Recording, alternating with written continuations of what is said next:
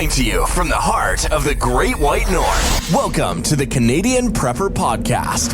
Immerse yourself in the world of preparedness with insights from seasoned experts and a touch of Canadian practicality. Your go-to source for all things survival, resilience, and self-reliance. Now, let's kick off another episode packed with knowledge and strategies to ensure you're ready for whatever life may throw your way. Stay tuned and let the journey to preparedness begin.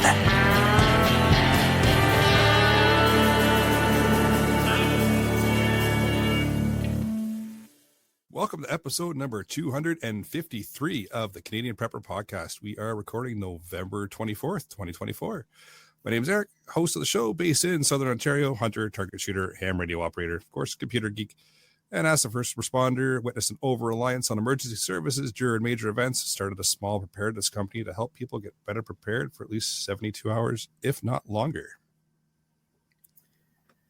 And good evening. I'm Jeff. I'm based in Central Ontario. I am a target shooter, ham radio operator, general overall handyman, and a weather nerd.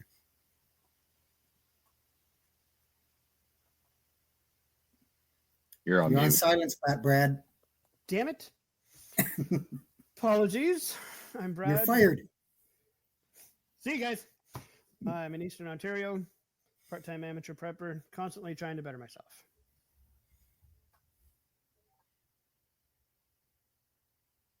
Pierre. What? Pierre. You guys not hear me? Nope. Now we can. We're off to a great start. Oh, I can't change from this page or else my mic goes off. Okay. Yeah. My name is Pierre, tactical beard owner, t-shirt guru, government critique, and the reason we hit the explicit button.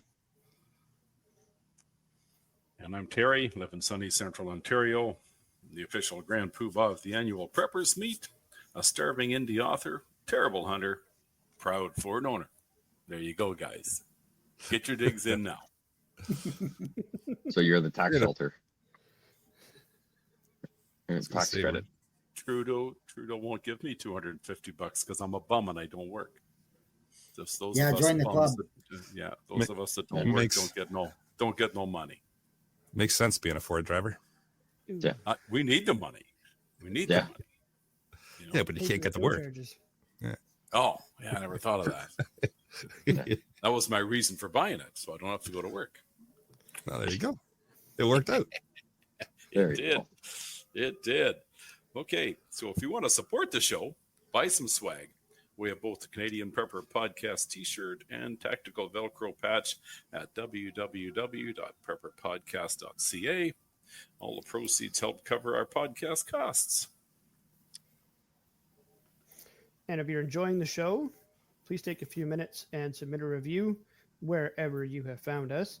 We do want your feedback, even if it's bad. We also invite you to reach out and tell us about something you learned from this episode or other ones this week. You can email us at feedback@prepperpodcast.ca. All right, so we've got some contrasting content for you in this episode. I'm going to start out with some relevant news. We'll update you on our personal preps since the last episode. And we're going to get into the main topic. We're talking urban versus rural preparedness tonight. Let's move into the news, shall we? So I've got a couple of articles. One of them is obviously just for, preparedness part of it. But those who haven't heard and I'm not going to get into the politics of why it happened. I think we can all figure it out, that the U.S. all of a sudden did a 180 on their policy and decided that Ukraine can use long-range missiles to target into Russia. Enough said. Just be aware that's been approved. It's ticked some people off, obviously, and we'll have to see where it goes from there. On the weather side, more interesting. Yeah. Oh, yeah. On the weather side, BC and I guess a bit down into Washington State and that area, they are recovering from 2 bomb cyclones that they got within about 10 days of each other. Caused a whole bunch of flooding, down trees, power outages, that kind of thing. So I don't cover it in my weather blurb, so I'll do a quick thing here. So basically what a bomb cyclone is it's an area of low pressure. Obviously our storms are low pressure that drops 24 millibars of pressure in 24 hours. The first bomb cyclone that struck BC dropped 66 millibars in 24 hours. So if you turn that around and stick that in the Gulf of Mexico, that goes from a category 1 to a category 4 hurricane in 24 hours. So just kind of a rough idea of how they work. I mean, obviously you don't get hurricanes that far north, and that they're cyclones, but just shows you that, you know, you can be up in that colder climate and still get those monster storms. Mm-hmm. Damn. That's quite a big change. 1 to 4. Yeah. Yeah, really. That's like 3 difference. Mm-hmm. There's our math whiz chiming in. There we go. Yes, sir. Okay. Now, for me, my news item, and again, we don't want to get political, but unless you've been living under a rock, you've seen these news of the anti-NATO protests in Montreal. That's a fine example of how badly things have deteriorated in this country. And this protest gone crazy is also a fine contrast between urban and rural preparedness. You don't get too many protests in that rural environment, which is kind of one of the blessings of living out here at the sticks. Yes. Valid point. Valid point. Absolutely. I will agree to that. All right, let's move into what we've done lately for preps. We kick it off with Brad. Yard cleanup continues and almost complete. Did some more gas rotation, and I actually got I was gifted 60 liters of gas, which was awesome. Helped out a former client of my wife's with a garage clean out, and could potentially turn into a larger project from now until the summertime and further, of cleaning out not only her garage and a house, but 2 large barns that are packed full, almost to the point of hoarder mentality, but not quite. Older couple going into a home, needs some help cleaning out all the stuff that they have, and giving them a hand to clean it all out and get rid of it, and organize some dumpsters to come in and take things out, and possibly more. And I'll keep everybody updated. And there's a chance of getting quite a bit of prepper material out of it as well. Nice. Very nice. So yeah, looking forward to it. Awesome. Nice. And then work, and more work. Mm-hmm.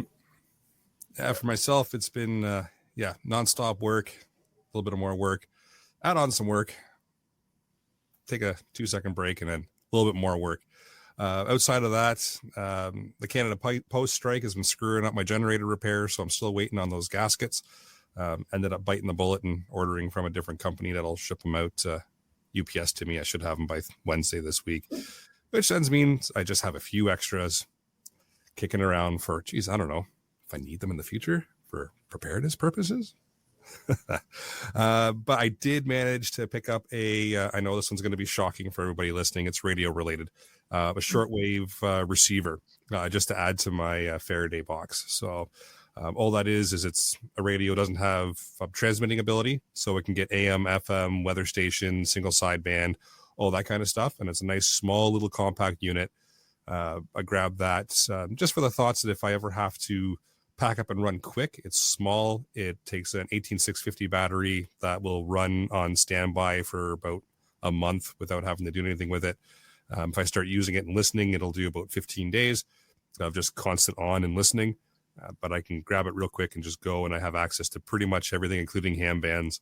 I just can't transmit, which could be advantageous depending on the scenario, because you don't always want to be transmitting, because you transmit, people know that you're transmitting and they can triangulate where you are. This will let me listen wherever I am. And like I said, it's nice, small, compact. I can just grab and go. So just like a scanner kind of thing? Not really a scanner. It's specifically made for shortwave listening. So there's a lot of people that just like doing shortwave listening. So it's specifically for that purpose. It just doesn't transmit at all. So I guess you could. It does in theory scan, so you could call it a scanner as well. But it's a Texsun 880, a PL 880. If anybody's interested in looking it up. That would technically be legal for anybody to own because you cannot transmit on those bands, and it's legal Correct. to listen. It's legal to listen. So, and you can't possibly transmit because there's no transmit functionality in the thing at all. So I've been looking for a good deal on one for a while. And finally, that popped up in the local ham radio group. One of the guys was selling one. And I went, well, that's a good price and a good deal. Added it to the pile of stuff in the EMP bag. Or the EMP box. So You called it a Tech Savvy or Tech Sun? a Texsun PL 880. I'll put it in the chat here too if anyone's curious. yeah, for sure. As for myself, I am officially first aid CPR requalified for another 3 years. So I wasted a whole day just doing that stuff, which is good. It wasn't so much a refresher, but at least I got the paperwork to keep the company happy. Did a rap load of traveling last week. I went down to the US, worked some long days, did some training, so had to do the class stuff, sit on chairs, pay attention, work on hydraulic schematics, wiring schematics, troubleshooting and stuff, more focused training on specific equipment we have. And we had one of the reps come up, and he's pretty much the guru of everything. So it was really nice to have him in there and get some more knowledge for work. And then, yeah, just crazy running around with the restaurant nights opening up and getting ready for that. And crazy day. We had the daughter's birthday was today. So yesterday we had the smart idea of inviting 5 girls to come sleep over with her. So there were 6 girls in the house taking over the living room and everything. And thankfully they're all gone. Yeah, that was a lot. So that tested my patience quite a bit. And I'm positive at least 2 of them went home learning new words. So we'll see if they're allowed back or not. Almost guaranteed with you. Oh, fucking right. There it is. 11 minutes 49. I was so happy you said something because I was like, I'm throwing it in right there. Although it wasn't a new word, we'll still take it. No, Yeah. no, I wasn't. Yeah, and then just getting through. Weather's coming. Gonna get the snowblower out, get the yard all cleaned up, make sure everything's good, and then just taking a look at our preps, food wise. Just hey, if we can't get to the grocery store a little bit, do we have some canned stuff that we'll actually eat? And what's the calories? What's the proteins? Is it just gonna make us go to the bathroom 100 times, or is it actually something we're gonna eat? Yeah, just getting ready for that cold weather and checking on our the meds, our first aid stuff and food stuff, very vaguely. And we're going to get more focused in the next few weeks for each section and get ready for the time. 'Tis coming soon. Yes, it is. And I went and met with a group of like-minded preppers today. We had our local areas, they call it the Spark, the Simcoe Preparedness and Resiliency or something like that. So we had a bunch of good discussion. A couple of new people showed up. He doesn't call himself a prepper, and he's more of a prepper than I am. But so anyways, that was good to see. I did some fuel rotation. I exchanged a propane tank with a friend. He happened to make a comment. We were out for breakfast, and he made a comment that he got a new barbecue, and he had a 30-pound tank with his old one because it had the longer cord, and now he couldn't reach it with this one, and he's going to have to go and get a 20. And I jokingly said, well, I'll take your 30 and I'll give you a 20, but they're both full and they're both fairly brand new. And he's like, okay, deal. And I went, oh, okay. So I ended up with giving up a full 20-pounder for a full 30-pound tank. So Can't go wrong with that. that was a win for me. Yeah, I can't go wrong with that. So Was Walmart involved at all? nope. Damn it. Oh, I had to. I couldn't.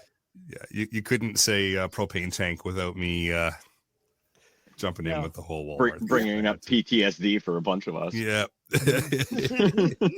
Yeah, and you will be mad. It was one of those propane tanks that I gave away, so but that's okay. Oh yeah, because you're like the only one that actually got some. Hey, I did the dirty work. I went and picked them up. So you know what? It's true. Yep. Mm-hmm. I went to 6 different locations to attempt to pick them up. Yeah. That's But that deal was horrible. It's kind of funny how nobody, or I mean, obviously you got a sweet deal out of it, but I'm just shocked that they didn't say hey, can I make an extension? Can I go spend $10 on another hose that might be longer?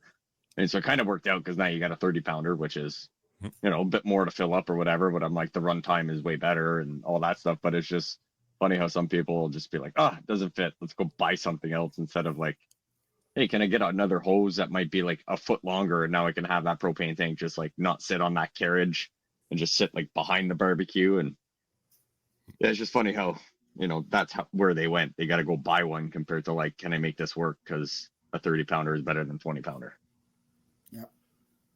Yeah, it is what it is. I had no intention of getting rid of it. It was well, I have 3 20 pounders, obviously for the generator, but also to run the barbecue and that. And so it wasn't that I was giving up my only 20 pounder. I've still got 2 of them. Oh yeah. And now I have 3 30 pounders. So and it was funny when I was at the preppers get together today, one of the other gentlemen was there. We got a bit talking on that, and he mentioned that the last time his brother-in-law was over, they went into the garage to do something, and I guess the brother-in-law looked and went, "You got enough propane tanks?"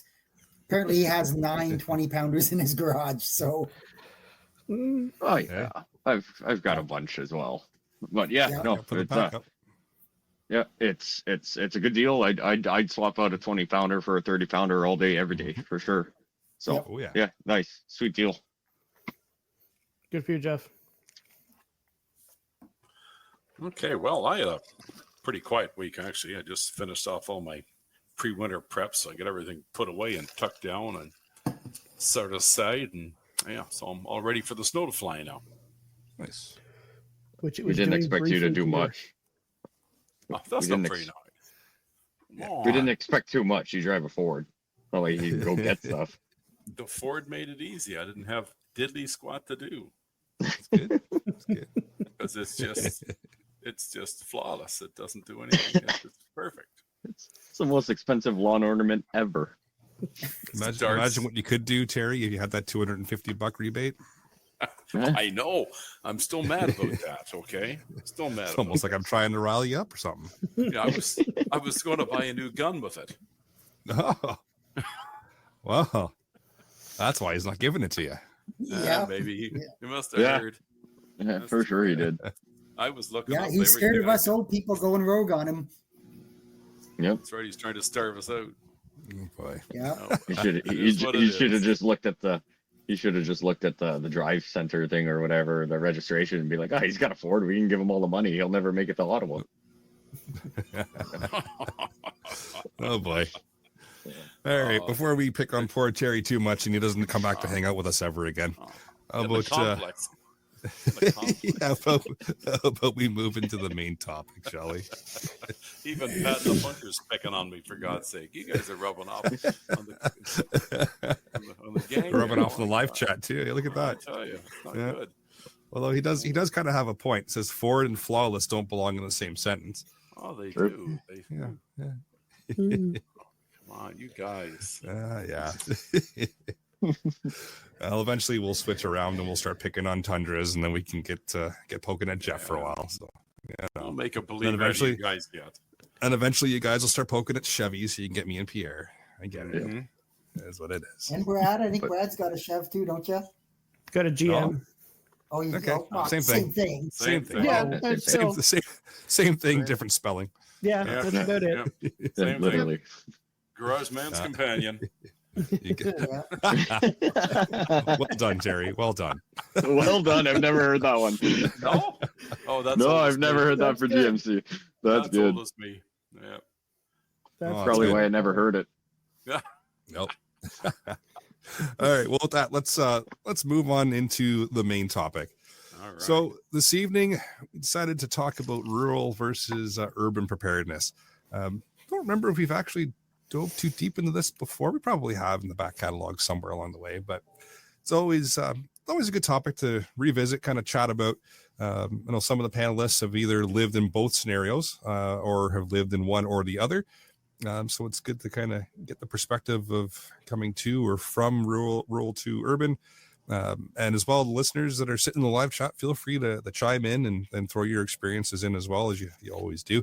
Because it's good to have that live interaction as we go. But as usual, I'll start out with a couple of points to get us kind of moving along, and then panelists just jump in and we'll chat it out, and we'll see how far down the rabbit hole we end up in episode 253. So first thing with rural versus urban, kind of the big thing that's going to stand out the most is, there's unique challenges to both, right?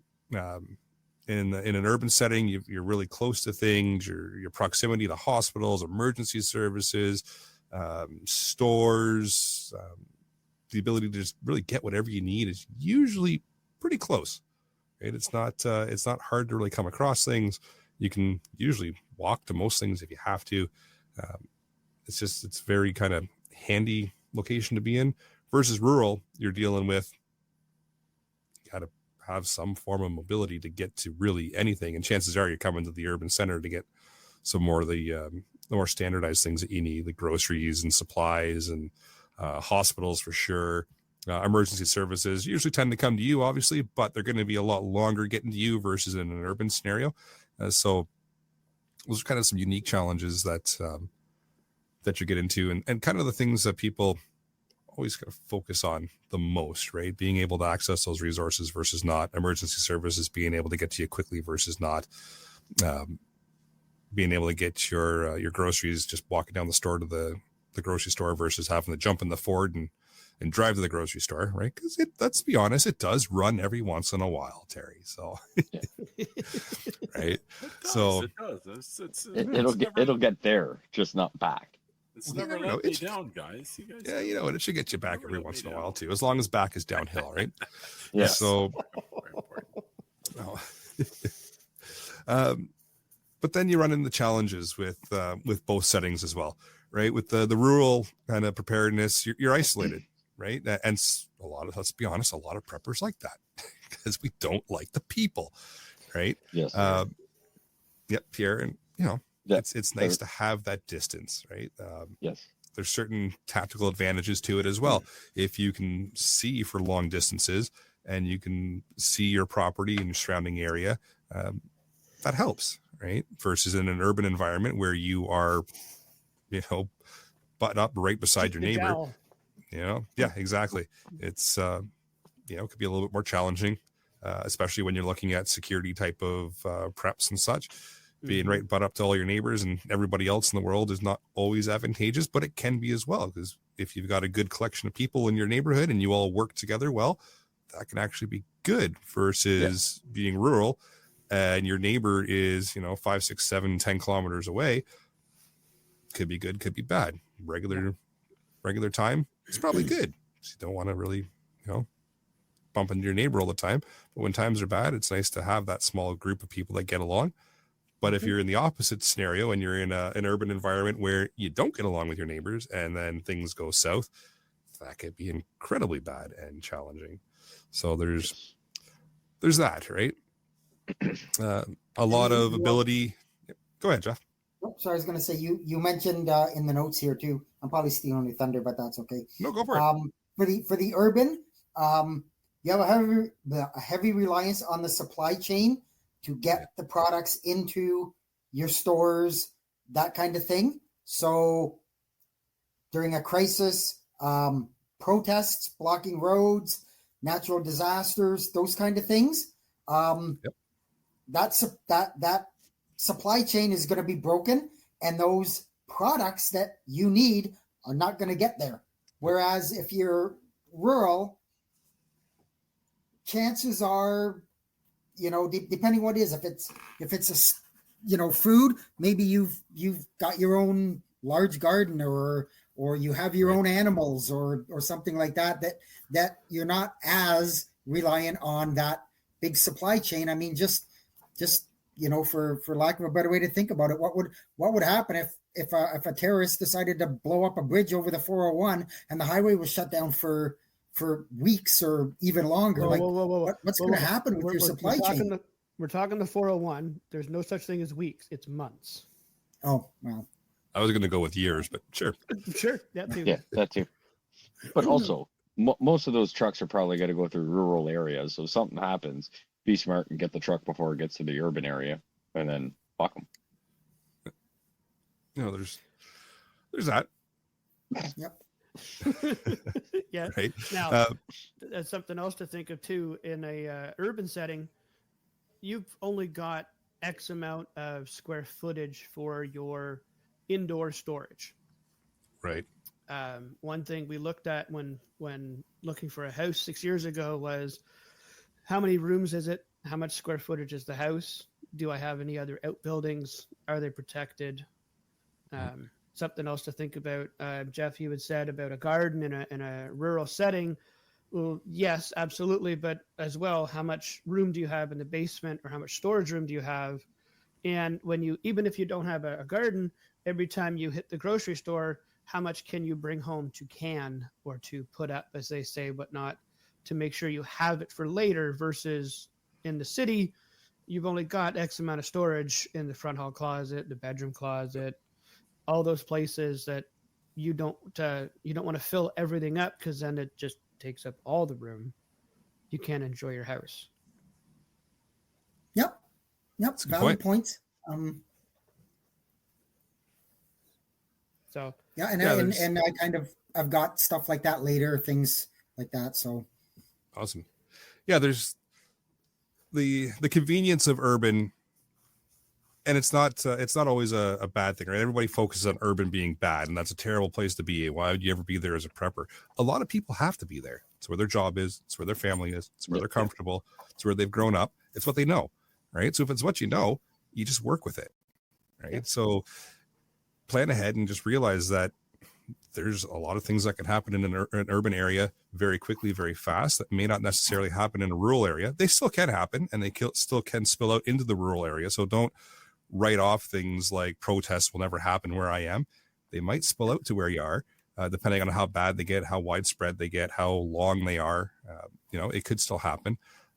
Looting and such after a major disaster can spread out into the rural areas as well. And some of the smarter people that like to loot might actually go there because they know the people in the urban areas are already going to be looting and taking things in the urban area. So they'll spread out to the rural area. Joke's on them. A lot of us are ready for them. Right. But, they might not be as well. Right. So it's not necessarily one way is going to have these problems, the other side is going to have these problems, and none of them are ever going to cross or ever become problems in other sides. So you can see these things in both rural and urban settings, but there are some real differences as far as being able to do certain things for self-reliance. Like Jeff had mentioned, gardening, that might not be something you can do at such a large scale in an urban setting. You can still do it. You can do porch gardening. You can do some stuff if you got a front lawn or a backyard that's a small little setup. Balcony, you can still do some garden. stuff. Balcony, right? It's still a possibility. You just can't do it in as big of a setting as you could possibly do in rural, because you're also dealing with things like bylaws that might not let you turn your entire front lawn into a garden. They might not allow you to do certain things on your property. And I know some people are going to jump up and down and say, well, forget about that, I'm doing it anyways. Yeah, but times are good. Rules are rules. It just is what it is, right? It's something you have to deal with. If things go down the tubes, well, then your front yard could turn into a full garden, and away you go, right? It's your call at that point. So for anybody who's interested, just talking about gardens and the amount of space that you have, Popular Mechanics, and I think it was Home Power and Mother Earth News years ago put an article out there of being self-sufficient on 1 acre of land. And it showed you exactly how much space kind of to put for your garden, fruit trees, animal husbandry, animal caretaking, like some livestock, your house, your driveway, a pool, those kinds of things, all in 1 acre.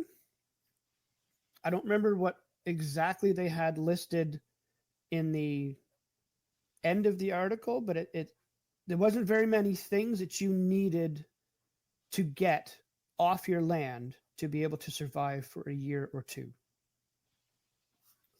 And I thought it was a really good one. It's something that you can look up. I know Mother Earth News has a DVD and a memory stick you can buy with all of their back issues on it for like $40, and it comes with Interesting. every article they have ever printed in it. All the ads, all the articles, all the pictures, everything, all of the little how-to projects and the schematics, everything is in there. I had a copy of it from, I want to say it was 15 years ago that I bought it, and it was a DVD, and it's absolutely fantastic. I should actually buy another one more up to date, like for 2024. And it's free to copy. So I could buy it and I could copy it and I could send it to you, Eric, and you could bring it over to Jeff, and Jeff could bring it to Terry, and we could make the rounds with one copy. It's free to copy it. What was the name again, Brad? Mother Earth News. Huh. It's a periodical. They've been around for a long time. I used to have subscriptions every so often to them. Yeah, a long time. I used to read those back in the 70s. Or I'm aging myself again. Jesus. Yeah. You guys had paper back then? Oh yeah, we did. And some of them are read on papyrus, eh? There you go. Yeah. Stone chisels. Yeah. Good to know. Yeah. So Twisty Hill in the live chat has a good point, and similar kind of setup to what Gunny has. So they say that in the city, but have an off-grid cabin on an acreage about 45 minutes away on a river. My fresh food wanders out of the woods and the garden in the front. It's totally an option as well. If you've got the funds and the ability to do that, if you're forced into an urban living scenario for whatever reason, and you're able to get an off-grid cabin that's out and away from the urban setting, it's a fantastic setup. The trick is knowing when to pull the pin and get out of that urban environment before everybody else decides to do that. Because if not, you're hitting the gridlock and all that kind of fun stuff. Or if a major event happens right away and it takes out your ability to get to said cabin, make sure you've got a couple of different options for getting to it and don't rely on just one.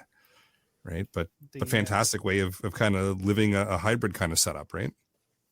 Yeah. And the conversation continues a little bit like, and I'm not going to take a crack at it, but Pat in the bunker says deep freezers are a must living out in the country.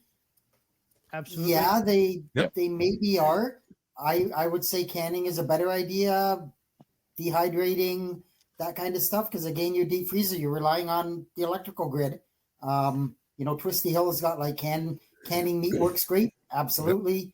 Dehydrating, that kind of stuff. Don't just throw all your eggs in one basket. Yeah. Go like the path of least resistance with the deep freezer, take it, use it, but have a couple other options as well.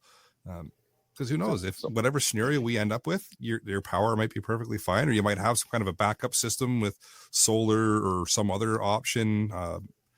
And that deep freeze might work just perfectly fine. Or you might end up without having that deep freeze. So just have some backups along the way. But the more options, the better. Yeah. Also don't just include a deep freeze as something you plug in. Deep freezers are fantastic to put in, maybe bury in the ground somewhere in your shed. You can crack it open. You can keep potatoes in there, your carrots, a bunch of fruits, veggies as a cold storage without having to revamp. I was going to go that route. Yeah. Right. So if you've got a good seal where you can keep, mice out, if you know someone that's getting rid of one and you've got the place for it, put it somewhere where obviously you're not going to, not under your snowbank, but somewhere that you can do something. You can put some sand in there, bury your potatoes, bury your carrots, and when you need to, just grab them up and give them a quick wash or rub down. They will keep stuff fresh for way longer than your refrigerator. So deep freeze isn't just for, plugging it in, but I agree. Always have a deep freezer, always have a stock of whatever you need. But if you know someone that's got, even if it's a stand-up freeze, like you're not going to use it for plugging it in.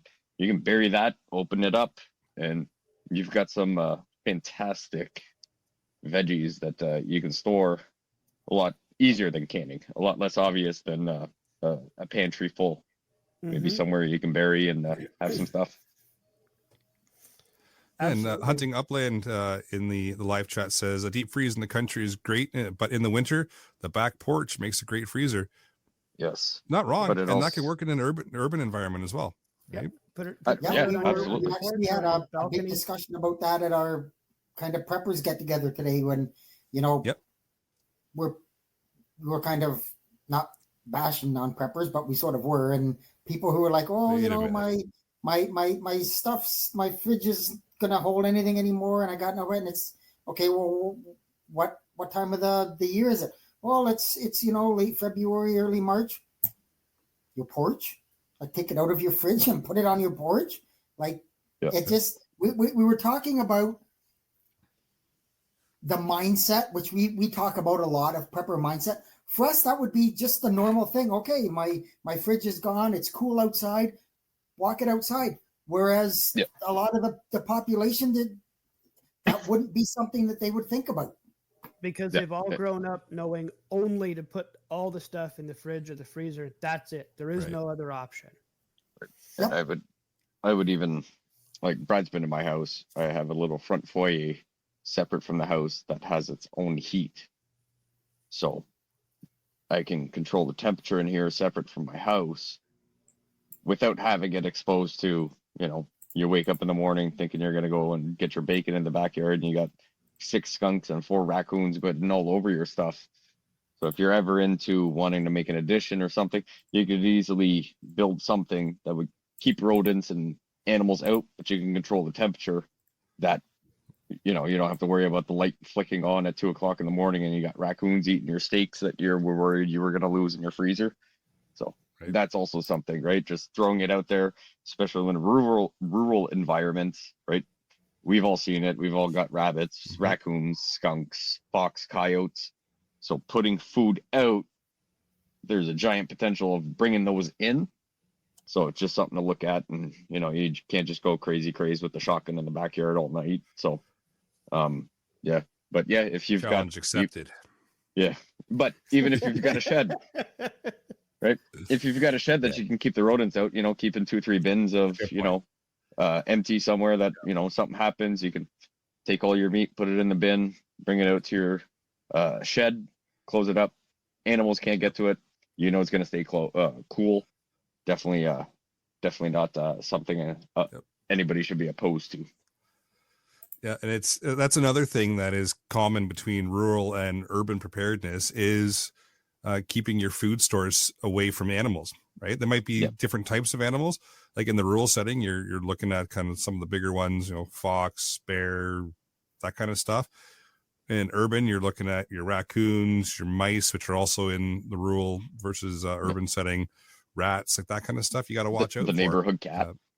The neighborhood cat, yeah, exactly. Totally is a thing as well. So that crosses both worlds very, very easily, just the type of animal, but they all want to eat your stuff and you don't want them to. So being able to protect your food from or your food stores from animals is important across both. I think Pat in the bunker in the live chat kind of sums it up perfectly. Improvise, overcome, adapt. 3 words. Yeah, easy. sure. I like it. One other thing on deep freezes, a broken one is a great way to store grain and feed for animals. Yep. Even your own rice. Yep. Your own rice, your own flour. Parents did that for years at their farm. They had chickens and goats and pigs every so often. Most of that every year, but not theirs to keep for the year. They just brought it in as a petting zoo. And my dad had 2 deep freezers with a hasp and a lock on it. Nothing ever got into them. No skunks, no coons, no foxes, no nothing. They got the animals more than they got the feed. And it was just close it up, put the lock on it. We had once where there was a larger fox in the area that kind of got smart and realized where the food was and tried to open one of the freezers. And instead of in the middle of the freezer having a hasp, we had two on, one at 1/3, one at 2/3, and it never bugged it ever again. And we never had an issue. To touch back on Jeff's, just talking about meeting up with the preparedness group today, urban setting, it's easy to find like-minded individuals, right? You can reach out, and chances are you're going to find folks that identify as being preparedness mindset, interested in preparing, that sort of thing. Yeah, Rule just go setting. sit at a random. Just go sit at a random table at a Starbucks. I'm sure they'll be like-minded. If that's what you do on a Wednesday evening, Pierre, you go ahead. That's fine. Yeah. In the rural setting, you've got your more tight-knit communities, people that will come together just because of being in that rural setting already. It's kind of built in that you have to rely on each other because you're so far away from everything else. The urban setting, you get those preparedness groups. It's a bit of a challenge maintaining trust, right? Because you don't know who is really in that group to be in that group, or who's in that group to try to get some intel. So it's tricky that way. The group that Jeff's talking about, solid group, all kinds of really good people in it. No concern there. But you get a little bit further south into some more urban areas, it could be a little bit tricky rooting out some of the nefarious players versus the non. And not to say that won't happen in rural, because we're dealing with people, right? And there's always going to be that person. They're the worst. Yeah, and people are the worst, right? We all, everybody on this panel hates doing the people thing. That's why we do this virtually. We don't actually have to be in a room together. That would be terrible. Except when it comes to the preppers meet. That's the only time that I will sit with you guys and do the people thing. Okay, I'll sit with you guys anytime and do the people thing. Yeah. It's true. You came to Ottawa and we went and got maple buffalo. It's true. It is true. Yes. So yes, I will people with you guys anytime, but peopling with other people is just, I don't know. Nobody likes people on this panel. Yeah. So, but yeah, you get those tight-knit communities in the rules kind of settings where everybody has to lean on each other, even while times are good, just because all those resources aren't as readily available, right? So you build that trust, you build those relationships, you rely on each other just on the daily, versus the urban kind of setting. You don't necessarily need that, right? You can get by on your own if you have to. If you want to meet with those like-minded individuals, they're very easy to come across, easy to find like-minded individuals for really anything that you're into hobby-wise. Pierre, I'm not going anywhere else but hobbies. And that's it's just it's different. Those two areas are different as far as meeting up with people and talking with people and meeting like-minded individuals. And I don't know if it's just me, but I have an easier time probably, I don't want to say trusting, but having a better feeling about meeting someone from a rural area and them not being a douchebag compared to someone in an urban environment. Just because the ease of everything, they're bored. They're like, hey, I want to make friends that live close so I can utilize where most people that live in rural settings, are mostly self-efficient, tend to have the same mindset right off the get-go. Not necessarily, but I just find that there's a difference between the two. Not saying that everybody that lives in urban environments are horrible, but I just make that distinction right off the get-go. If you live more rural, hey, you're probably more self-reliant. We probably think the same. It's probably an easier, it's probably going to be easier to trust that person right off the get-go than, someone you bump into at Starbucks, because it's Starbucks. Fair enough. Do you trust anybody at Starbucks? I was going to say, no. They can't even spell your name right. No, and they don't accept cash. Well, that's a problem. Yeah. Hunting Upland's got another good point here. Rural has our own level of nefarious individuals, usually the cityites that move to the country but still have the city mindset. And cityite is probably one of my favorite words. So thank you for 100%. putting that in the live chat. And we have them everywhere. And Favorite Yes. word of they're 2024. vocal and they influence town councils, and Yep. you gotta They just constantly be on guard for these characters. They just don't Want need to to- be and here. it's not to say that everybody that comes from an urban or city setting into rural causes those problems, but the ones that But- do like to be the loudmouth problem causing ones Yeah, usually they're are bad. kick up a ruckus because the resources aren't available, and the ease of finding resources is not as easy as it was from where they came from, but they want the rural lifestyle kind of idea. They want the cake and they want to eat it too. Yeah, Too that's bad, go home. fair. Yeah. Yeah. And Pat in a bunker again mentions lucky in his township, nothing but family out in the country. So if I have problems, they come running. Yep. No, That's Perfect. awesome. That's exactly what you want, right? Yep. Mhm.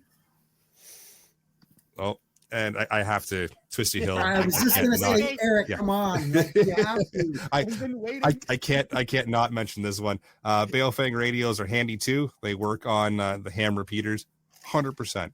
Don't let Yep. anybody shame you for having the Balefang radios. I'm looking around my my desk here. So my desk is also my ham radio operating area, and I can count like 4 or 5 Balefangs just within reach here. So yeah, I have don't 4 let on my anybody shame you for reloading having them. bench right in front of me. Yeah, they're fantastic radios. They don't cost you an arm and a leg. If you break one, you just replace it, and away you go. And 100%, they work on the ham repeaters. Like a moth to a flame, says Yeah, Pat in a bunker, like a moth to a flame, Eric. Hey, if you throw a ham radio comment in the chat here, I'm gonna highlight it, guaranteed. Yeah, it's come on, have to talk about it. It's important. Yeah. That's another point. Yeah, rural versus urban. Urban, you'll have a heck of a lot more repeaters available to you. Yep. Versus urban, you may only have one. Right. Yeah. So there's infrastructure. In the urban settings, lots and lots of infrastructure available to you at any given time. But at the same time, that infrastructure can fail pretty quickly. Yep. Versus rural setting, you may just have maybe power run to you, and maybe you don't have anything else. Maybe you don't have gas. Maybe you don't have high-speed internet or anything else run to your property. Just hydro, and then you're reliant on propane truck coming by every once in a while to top up your tank, right? Versus in the urban world, most have natural gas. High-speed internet is, almost expected, right? Yep. So there's that. And that's very easy to lean on those resources and get very used to having that available at your fingertips 24/7, 365. And then all of a sudden one day something happens and that goes down. Like look at the Rogers outage that happened a year and change ago, right? Mm-hmm. Yeah. Everybody was feeling that pretty hard. Canada almost fell apart. Well, Almost. Hasn't it already? Oh wait. Mm. Years ago. Wrong. we're not It's not Monday. Mon- It's not Monday. we're not Mondays. Yeah, Don't never. get me going. Yeah. So it's one of those things. I do Yep. remember the August blackout from years back. Yep. Yeah. I was living on Meadowlands Drive in Ottawa. Luckily for me, I was only first floor, didn't have to rely on the elevator, but that was quite the extra eye-opening event. There were plenty of people along that road that, like I barbecued that night, not on my barbecue, but on a guy 3 blocks away, who just opened the back gate to his backyard, and everybody come in, barbecue what you need to, like cook what you need to, don't take too long. If you can fit more stuff on the barbecue than just your stuff, then fit more stuff on the barbecue than just your stuff. There was hundreds of people out and about, flashlights, candles, glow sticks, car radios were on, blaring music, different places. Everybody was having a really good time. Everybody was coming together as a community to help one another. They had a couple of reports of some teenagers trying to break into some cars, and that got quashed pretty damn quick with everybody looking out for everybody else. 3 days after that happened, nobody was looking out for anybody else. It's all fun and games until your supplies deplete. Well, that until you and then till your supplies come back. There's no camaraderie Right. once the grocery store opens again, because now it's just me. I don't give a shit about you. Get Which off is my why lawn. people suck. I Yes. don't like peopling. No, I don't like it. Like, it was a Brutal. really good time. We Yeah. didn't have any bad experience in that. I was already in the prepper mindset of I have to have X amount of stuff in my house. I had a couple of camping coolers. I had my camp stove. I had the things that I needed in that rural setting to do what I needed to do. And it was like you said, people are different in times of need. Yeah, and most of that. Well, so two things. You said you had a camp stove. You were living somewhere. I'm hoping a CO detector is also part of that, right? Well done. Well done. 50 Thank you. minutes and 20 seconds. That was Nice. good. Yeah. But also, I find, I mean, this will happen anywhere. Just for the most case, for most people are always friendly when there's not so much a mutual thing, but if I can gain something from you, right? So that person opened up their barbecue, so they took their preps, right? The propane tank, random people on his property, random people probably peeking around. Hey, you've got a barbecue with like 6 propane tanks. What else you got? Right? So people tend to be Right. very friendly and accommodating and want to do whatever, because at that point there was a benefit to them. And the second that benefit is like, well, I don't need your barbecue anymore because my stove works, people auto defect back to, just Factory settings. being people. Yep. So, True. and trying, and, that's why just most people in general are horrible, but it's hard to try and break that. I mean, I don't know, I've barely talked to any of my neighbors and I've been here almost a year. Well, over a year, sorry. And yeah, I just don't. So, I mean, I don't necessarily blame them for not wanting to talk to you, Pierre. I get it. yeah, no, you should have been here. I'll say this story afterwards. Remind me afterwards why they probably don't want to talk to me. But let's cycle back on the topic here. We've kind of squirreled, which is what we do. We squirrel all the time. So I'm just seeing Twisty in the live chat here saying that they've subscribed. And if you're new here, we squirrel quite a bit as we chat, and it is what it is. It's fun. So cycling back into urban versus rural. We've kind of touched on it already, but even on just the ability to store preps in the urban setting, you're probably dealing with a small amount of space and not a lot of area to store things versus the rural side. You might, chances are you have some outbuildings or the ability to store a little bit more than you can in the urban setting. So it's, that could be a bit of a challenge, right? So something to keep in mind. And there's pros and cons to that, right? If you end up storing a lot of stuff, you end up storing some things that maybe you don't necessarily need, but you end up with a bunch of stuff. In the urban setting, you got to be a lot smarter about what you do store and rotate it around and keep it fresh and keep it new. And, it's just easy to build up a bunch of stuff that could potentially go bad on you in the rural setting if you have a lot of space to store said things, right? I think I touched on communication and the infrastructure thing already. Obviously, in the tighter knit areas, being an urban area, it's a lot more ample. You got a lot more communication ability. You got a lot more power ability. You got all that kind of infrastructure there ready to go for you. Not so much in the rural setting. You might, like I said, just have the power line to you, and that's it. And we always touch on the mental side of things. We've done that for quite a while on the podcast. And then especially when we had Don Mann on there, we had a whole episode on mindset. And if you haven't listened to that, Twisty, it might be a good one for you to jump back to and have a look at.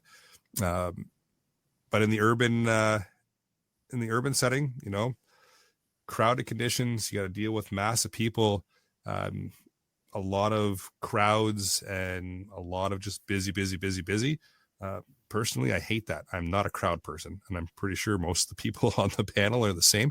Some people love that, and they feed off of crowds and busyness and just a big collection of people in places. So that can be an issue, right? And then especially if you get into something's actually happened and a disaster's gone on, or some kind of failure in infrastructure's happened, or some kind of unrest is going on, and you've got all these people in a crowded scenario, that's not always necessarily good, right? It could work in your advantage too, depending on how you want to deal with things.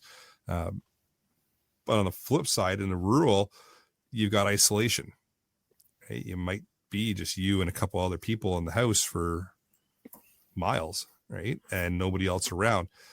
Some people thrive on that. Some people can't stand being alone in the house for an hour by themselves, right? So really looking at that, especially if you're jumping from one to the other, so going from urban to rural or vice versa, getting acquainted with that could be quite a shock on even just your mental preparedness. So getting used to the crowds when you've come from a rural setting, or getting used to the isolation if you've come from a crowded setting, can have quite the impact on you. You might not even realize that it's going to have that impact until you've made that switch, right? It may look really, really good to get out to the rural setting and start that, start that rural type living where you can grow your own food. You can, have a couple animals, you can have your chickens, you can have all that. You move out of the urban setting and all of a sudden, whoa, big change. You're not around all the people anymore, or vice versa. You think the urban setting where everything is nice and easy and accessible to you, you want to do that instead, and you get into that, and all of a sudden you're in the crowds all the time.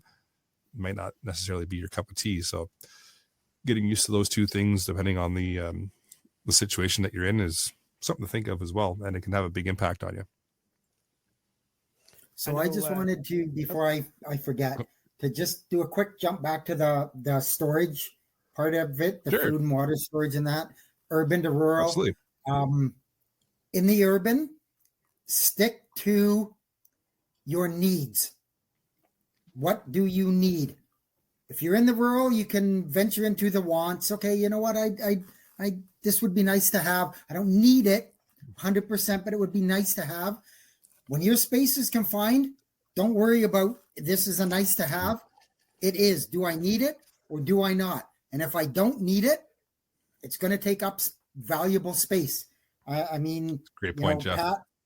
Pat in the bunker again seems to, make good points all the time. Anybody knows water is my thing, my big thing. I don't think people prep enough for it. And he says being able to get water is always a big concern in the urban spaces. Power goes out, no water. Absolutely. Turn your Yes. 99% of the time you turn your tap on, you get water.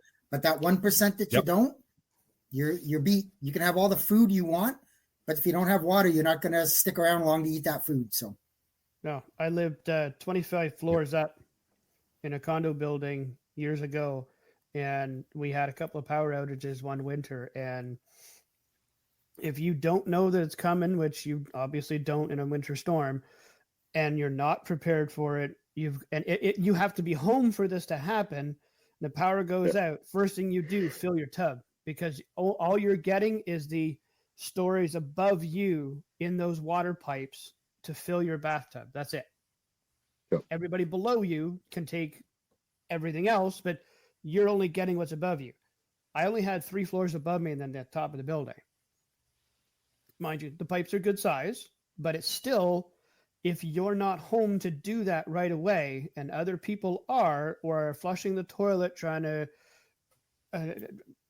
go for a shower, all those other things that need water, and you get home, you climb those 25 flights of stairs up, turn the tap just instantly. It's what you do when you get home is you make a cup of coffee or whatever.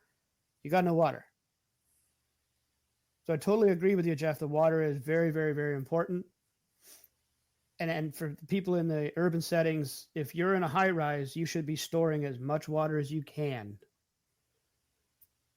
in your apartment. Yep. It's a great point. Yeah, we did totally skip over the water part. So thanks for cycling us back to it, Jeff. Absolutely. So it's very good. Yeah. Any other points that the panelists want to expand on or touch on? I've got actually while I'm on a roll here. Go for it, Jeff. So the urban part of it, obviously it's seasonal, but it's difficult in an urban setting to have a backup source of heat. You're in a condo, you can't have a wood stove. You can't. So it's a good idea to try to have some way to have some sort of a backup heat source. On the good side, maybe. Usually you're in that condo, it's much smaller, so you have a smaller area you have to heat up. So you can improvise, things like upside down flower pots over a bunch of tea candles, things like that, something that just gives off a bit of heat. They don't work too well. The urban side too, and I think somebody touched on it, you have access to different types of energy. So you've got hydro, you've got natural gas, you've got things like that, where if you're rural, chances are you're hydro and that's it, unless you're on unless you've got propane. And then having the propane truck come, and again, if the roads are impassable and they're inaccessible, that propane truck's not going to get to you. So and that's kind of, and the only other thing in urban, I think we touched on it too, but evacuation routes can become easily clogged. And we talked about it, and we talked about the crime, and the more crime in the urban area, looting will happen, and it will start probably fairly quickly. So, if you're going to get out, you need to not sit and think about it, and whether or not you just need to go. So timing is key. If you've thought about it for more than 6 hours, you missed your window. Absolutely. Yep. Get out as soon as you start realizing, as soon as you get that inkling that maybe we should. Yes, you should go now, right now. Get everything you can and get out. You were saying, Jeff, about egress lanes and evacuation routes and whatnot. Transportation would also be something in a urban setting that you might want to think about. That yes, you take the bus every day, you take an Uber, you take a taxi, maybe you have your own vehicle to drive, but a lot of apartments also come with a storage unit. If you can put your storage, if you can get the storage unit and it's a good size, put a bike in it.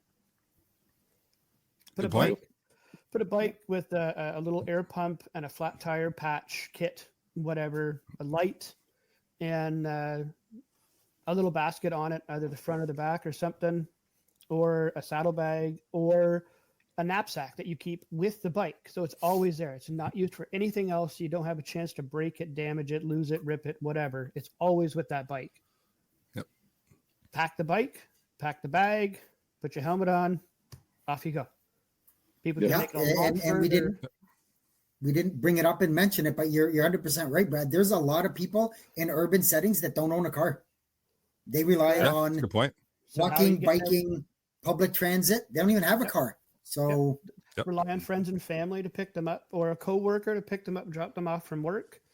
So you don't have to be in the best of shape, but just have another means of transportation. Even a electric scooter these days can get you from the city center to the outside, or from wherever you are to an arena, a community center, a shelter spot, something, so that you're a little safer. You have access to more of the things you need, and they're fun to ride. There's that too. And then it's a cycle.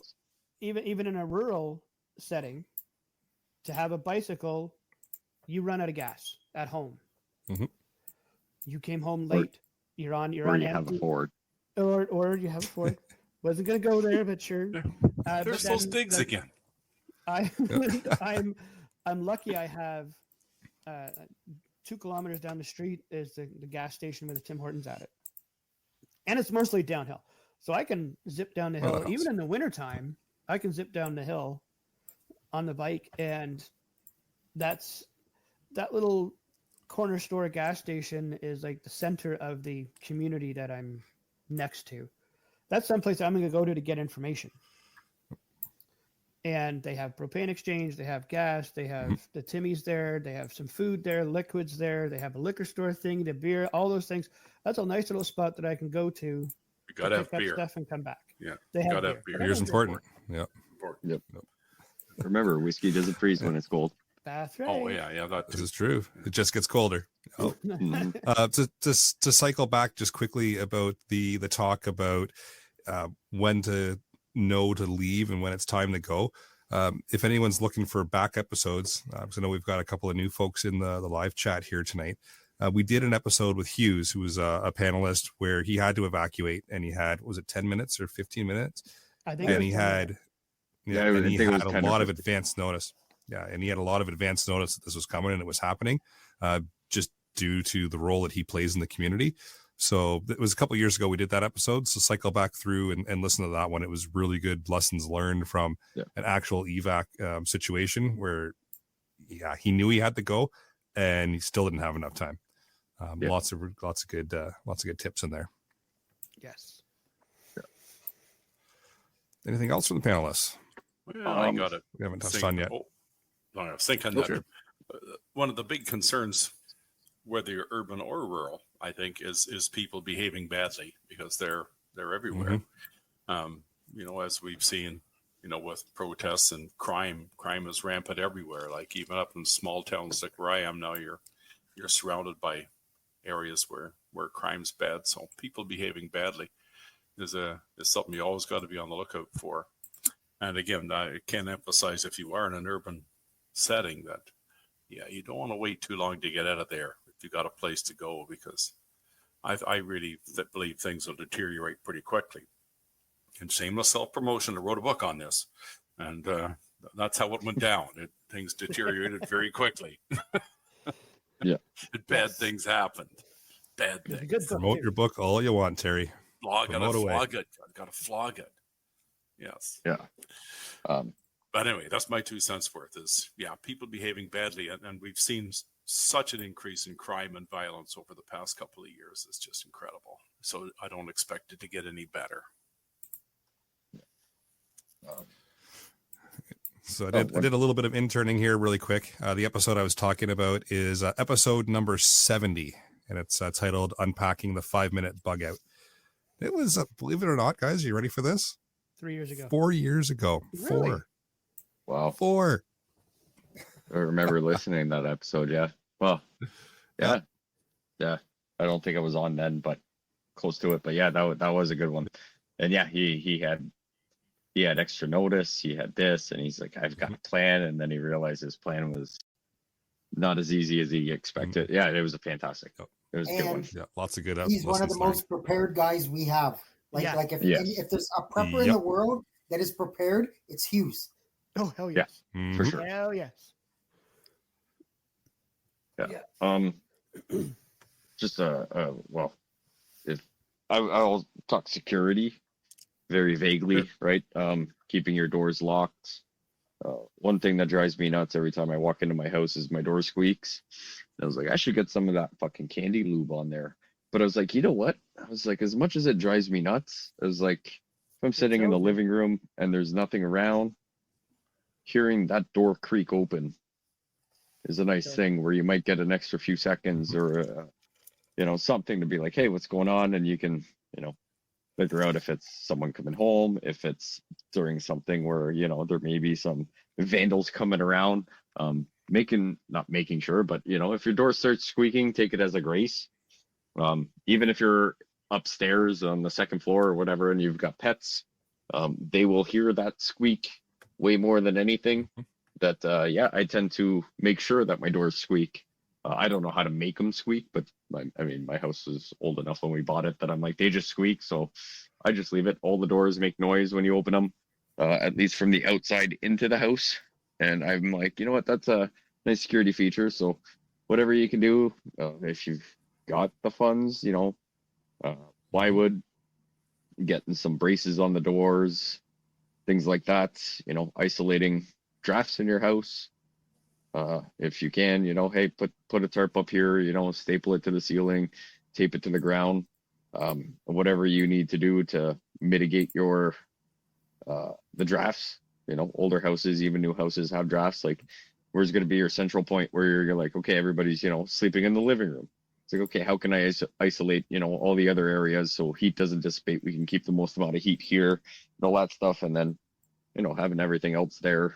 But yeah, just security, being mindful, if you've got pets, property, making sure everything's squared away and make sure your doors squeak.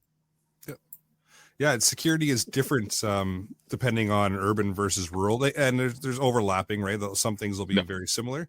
Some things can be completely different, right? You can probably run, depending on the infrastructure you have available to you, security cameras, security systems, all that kind of stuff that can be interlinked with emergency response if need be. In an urban type of setting, in a rural type of setting, you might not be able to run that exact same system just because of lack of resources in the rural environment. You can still run your cameras and all that kind of stuff and just have them locally hosted. But on the same thing, you might have some different types of security type of setups in rural versus urban. Pat in a Bunker's got a great point, and this works in either scenario. German Shepherds work great. Yes, they do. Yep. I've got a story about that. We won't break into it on this episode, but at some point maybe I'll tell it. But yes, German Shepherds are fantastic for security, or really any type of dog. Doesn't matter to the breed. People don't want the fight with a dog, right? They'll just move on. No, yeah, for sure. I wait till you meet my horses. Oh yeah, he's not joking when he says horses. I'm not. I've heard stories. So yeah. But yeah, having different types of security setups, fairly similar, but some unique differences depending on where you are. I think we alluded to it in the rural setting. You might have a little bit more of an open type of vantage point, so you can see your property a lot clearer and a lot easier and for a longer distance. Versus in an urban type of setting, you might not have that ability to see threats coming your way until they're right on top of you. And we've touched on security in other episodes as well. So it's definitely a thing to apply to, regardless of where you're situated, whether it be urban or rural. It's just kind of a couple of different unique features. But yes, a dog, doesn't matter, urban or rural, will help you out significantly. And also remember, if it's a scenario where it's kind of gotten bad, you can have a security alarm transmitting to the cops because someone broke in, but cops are busy dealing with something else. Not going to be there. Yep. So it is a safety. I'll say it as safety blanket when things are good, but if things get bad, might perturb. It'll draw attention from your neighbors and all those things. But just because it went off doesn't mean that someone's going to come investigate very quickly, depending on the scenario we're talking about. Exactly. Keeping that in mind, that it's a nice deterrent and a nice feature to have when everything's good, but when it goes sideways, it might not do the same function as you expect or you hope. 100%. Don't rely on it. It's a nice to have. It'll draw attention, it'll alert somebody that something's going wrong, but that somebody that hears it might not care. I guess is the best way to sum that up, right? Yeah. So, all right. Well, any final thoughts from the panel? Anything else we touch on real quick? I think it just depends on what you think you need to be prepared for and your location thereof. Mm-hmm. We've said it before in other episodes. Figure out what your weather is, what your natural disasters might be. If you're close to a major highway, if you're right at the outskirts of a major city, do what you need to prepare for all of those things, and at the same time, have a way to get the hell out. Yep. And somewhere to go. Yep. And I'll be the last to say it, but people, if you move somewhere new, haven't had a winter here yet or whatever, meet those neighbors, kind of get a feel for them, and ask questions. If your neighbor has lived in the same area for the last 15 years, like, hey, how are the winters here? Do we get a lot of power outages? Is there anything we need to worry about? Some people will tell you everything. Some people will tell you to go pound sand, but at least getting that face to face with some people. If you're new, the inside scoop is the person that's been here for way longer than you. So pick their brain on on a barbecue or a festive weekend where everybody's in a good mood, and go from there. Oh, 100%. All right, with that, let's move along to the podcast challenge.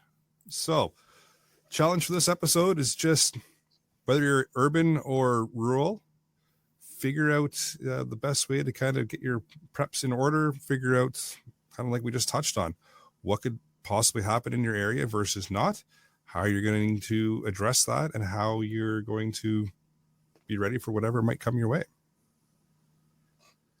Upcoming events. So Terry has dropped out, but he usually announces this one. But we've got the annual Preppers Meet 2025 at the Slovenian Hunters and Anglers Club. It's near Alliston, Ontario.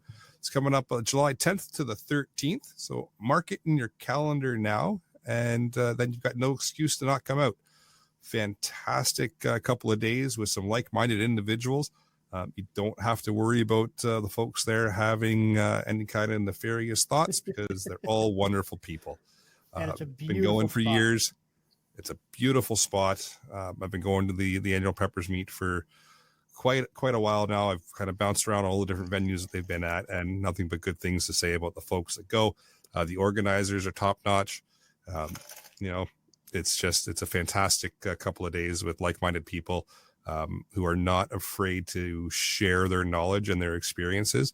And there's no, it's the best way to put this. There's no looking down on anybody, right? And regardless of your experience level, you just come in, and there's somebody there that will have kind of a knowledge base for something that you're looking for. And yeah, it's just great to sit down and chat with like-minded folks for a couple of days. And the Slovenian Hunters and Anglers Club. So it's just, yeah, what a fantastic venue. This was the first year last year hosting the meet there. We're back again this year at that same location. Fantastic venue. I hope the meet is there for years to come, because it's awesome.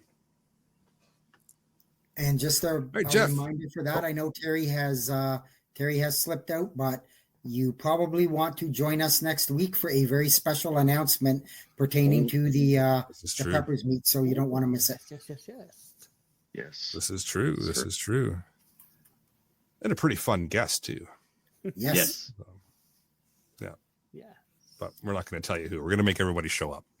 Yep. Exactly. Yep. Cliffhanger. All right. Yeah. Jeff, you got a weather blurb. I do. So it's been a fairly extended fall with mostly above normal temperatures, but we're going to be in for a fairly significant weather change. And it's going to start this coming week, and it looks like winter is going to arrive. We're already seeing the colder temperatures in the snow in the prairies, and this is going to start to spread more across Canada, down into the upper to the mid-U.S. There's the potential that the cold could spread as far south as Missouri and maybe into northern Oklahoma around Thanksgiving. So if you're traveling, be aware. And out of that could be part of a major winter storm that develops over the eastern U.S.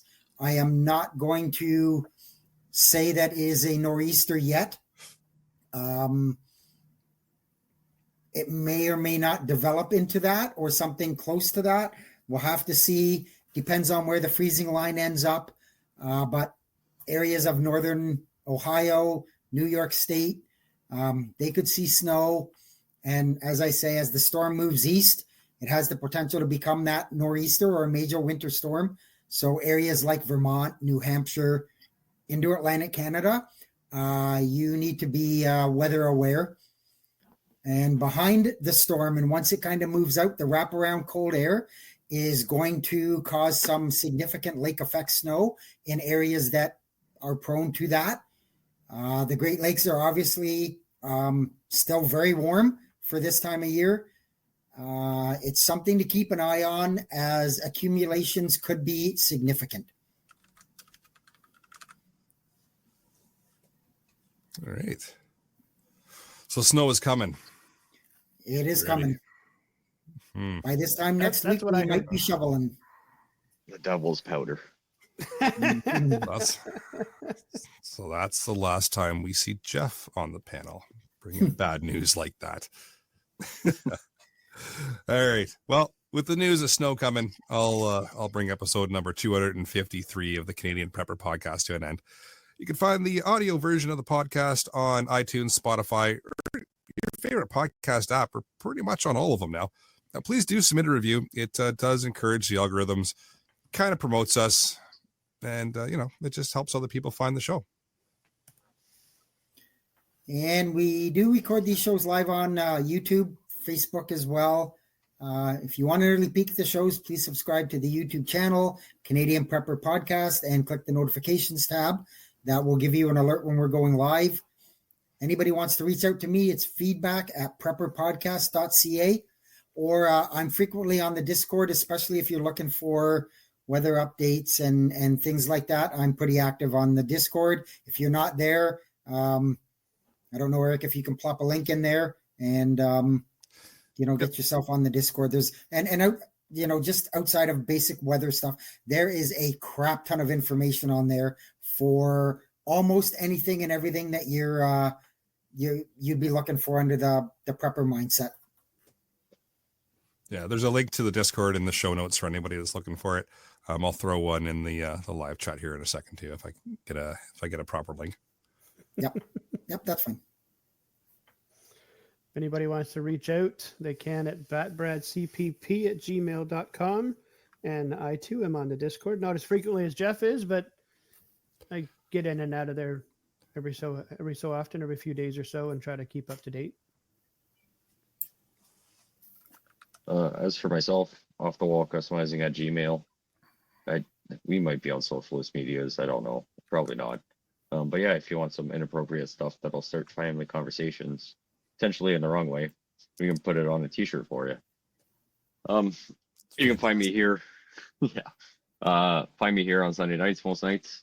Monday nights on the other CPP, the Patriot Podcast, where we critique the government and probably say worse words than here. And Discord, but I don't do much on it. I just keep it around, but I'll answer if there's a question I know a lot about, which most of it isn't. So, but it's good information. Nice to see what people are doing and tasks they're taking on. So it's good to see. But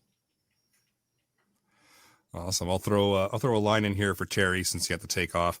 You can reach him at the Annual Preppers Meet Facebook page, or at Terry L. Blackmore at hotmail.com. For myself, you can check out Rapid Survival at rapidsurvival.com. You can find me there on the live chat. You can also email me at feedback@prepperpodcast.ca. So thanks for joining us. Until next time, be prepared, stay safe, and keep learning. As we wrap up another insightful episode of the Canadian Prepper Podcast, we want to extend our gratitude to our listeners for joining us on this journey of preparedness. Remember, the key to survival is knowledge and readiness. If you want to support the show and engage with our community further, consider signing up for our Patreon and joining our thriving community on Discord. Links are in the description. If you enjoyed today's episode, please don't forget to subscribe, share, and leave us a review. This is the Canadian Prepper Podcast, signing off. Until next time, be prepared, stay safe, and keep learning.